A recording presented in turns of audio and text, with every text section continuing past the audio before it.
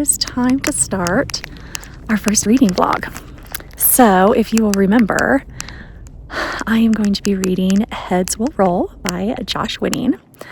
Oh, it is a gorgeous morning this morning. It is 76 degrees out. I just got out of the shower and I need to dry my hair, so I am going to sit out here in the breeze and in the sun and let my hair dry. I have found a beautiful place. It's a cicada. I have found a nice little stump here. See if you can see it, that I'm going to be reading on this morning. So I'm going to set you up and I'm going to get started. Let's go.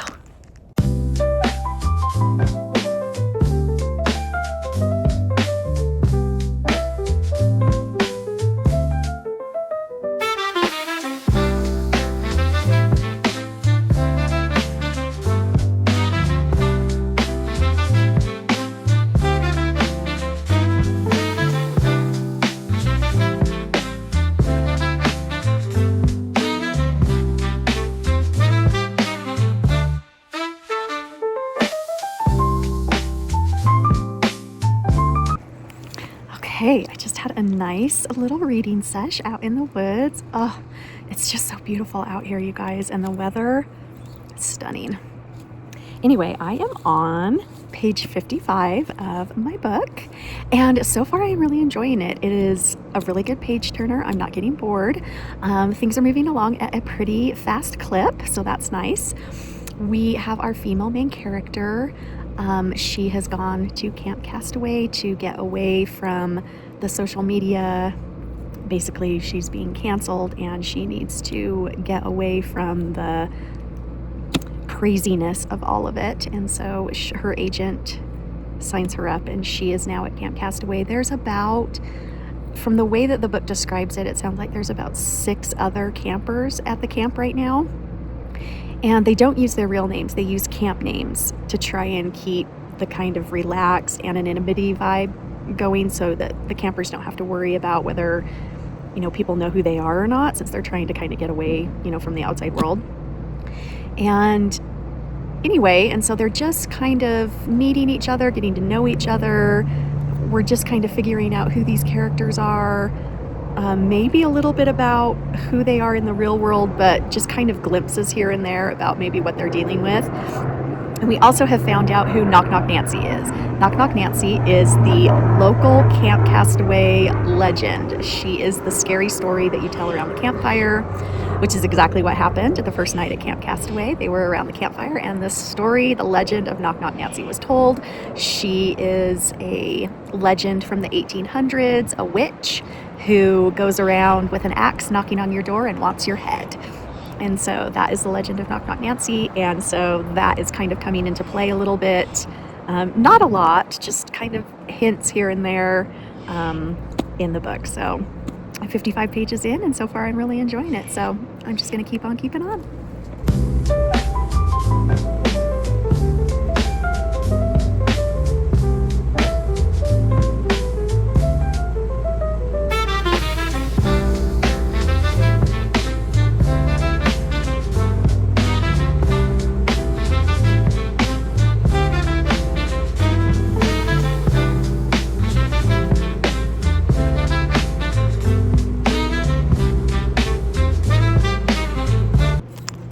Okay guys, I finished it. Heads Will Roll by Josh Winning, my first book for Camp Summerween, and I really enjoyed it. It was good.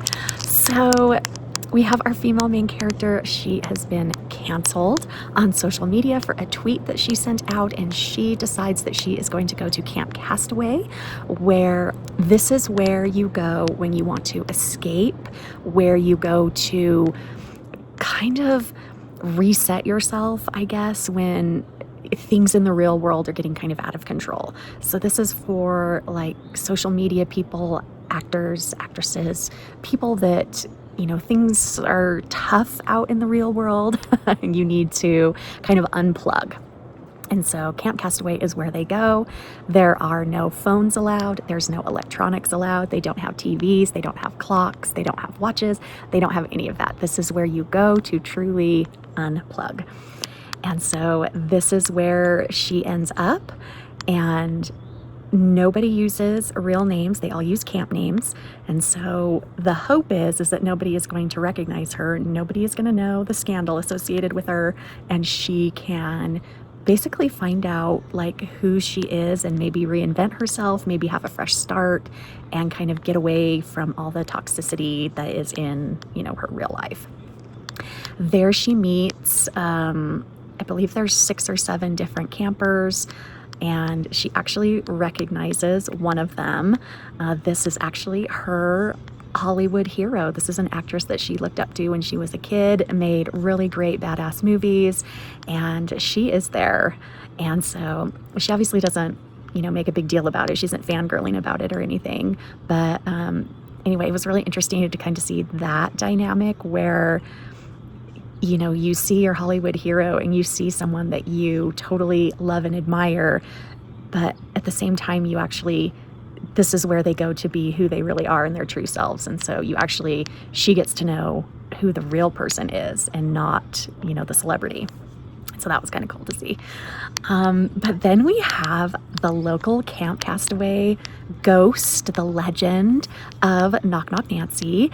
And she wants a head. She is missing a head and she wants one. And so she goes around knocking, and if you answer her knocks, she will take your head. And so this is like a camp story that is told around the campfire, the legend of Knock Knock Nancy. And so that plays into some of the mysterious goings on around camp. All of a sudden we have a missing camper, and then we have another missing camper, and then we have creepy doll heads showing up everywhere, and then we have another missing camper, and then all of a sudden, like, the camp mom, like the one who runs this camp, is acting really sus, and like she's saying that she's calling the police, but like no authorities are showing up, and nobody has phones, there's no radios, there's no electronics, and they're in the absolute middle of nowhere.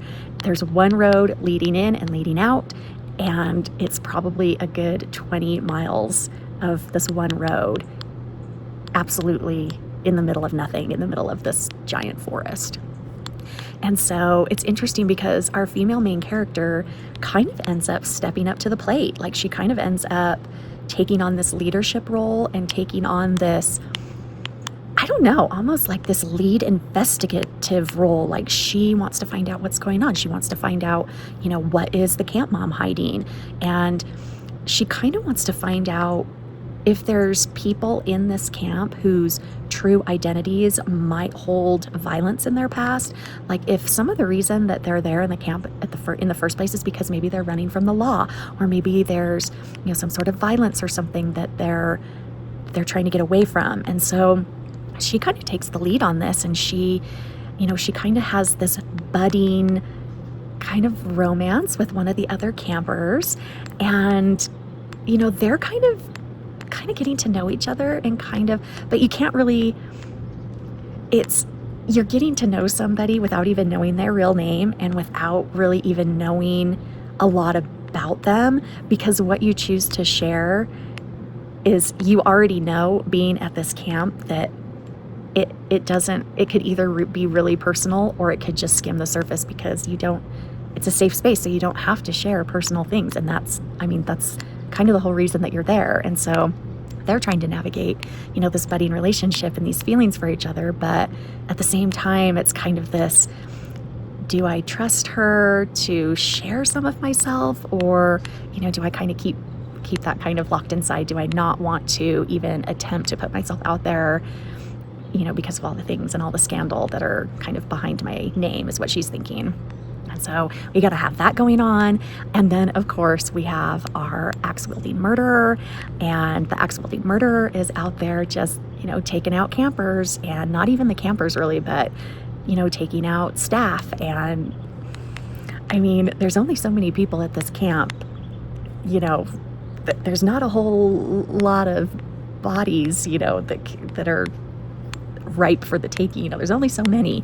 So when it gets down to the last, you know, handful, things start really escalating, and there's just blood and there's gore, and things are really starting to take off. Not that this book was like boring by any means. There was no boring parts. This book was very fast paced, a lot of mystery, a lot of kind of like a whodunit, but at the same time, everybody's a suspect because you don't know who any of these people are. They all use fake names. They're all there to get away from their lives, and so you don't know anything about them. And so you get little tidbits here and there of who they are and who they're running from, or what they're running from, and why they're at this camp. And so you get these little tidbits, and so you keep turning the page to try and see if you can figure out what the heck is going on. There is several twists actually at the end. There's a major twist at the end that comes up. I didn't see it. It was kind of unassuming, and then it was there all of a sudden, and so I didn't see the twist coming. I'm sure some of you probably would though. But you know, sometimes your scary stories and sometimes your legends are born from at least a grain of truth and at least some truth. And so that was kind of fun to see, you know, that lore kind of brought to life a little bit. Anyway, so I am finished with that first book. I really enjoyed it. It was definitely a Camp Summerween vibe, definitely summer camp slasher, and I really enjoyed it. I am going to give this book, I think I'm probably going to give it like a 4.25 stars.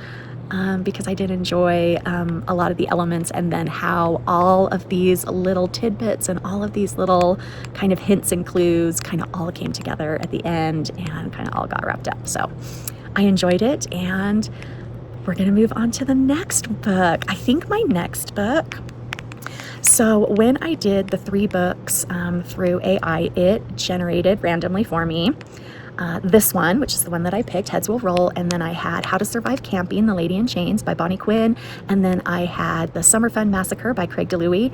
So out of the 2 that are left, I think my next one is going to be Summer Fun Massacre by Craig DeLuey, so I'm going to start that one tonight.